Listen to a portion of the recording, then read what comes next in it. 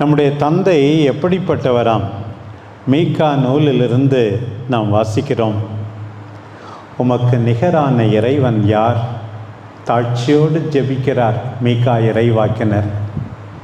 இந்த நூலின் கடைசி வசனங்கள் இவை: எஞ்சியிருப்போரின் குற்றத்தை பொறுத்து நீர் உரிமை சொத்தில் எஞ்சியிருப்போரின் தீச்செயலை மன்னிக்கின்றீர். ஆண்டவர் நிச்சயமாக நம்முடைய தீச்செயலை மன்னிப்பவர். அவர் தம் சினத்தில் என்றென்றும் நிலைத்திரார். சில நேரங்களில் நாம் பார்க்கிறோம், நாட்கள் ஆக ஆக எவ்வளோ பேர்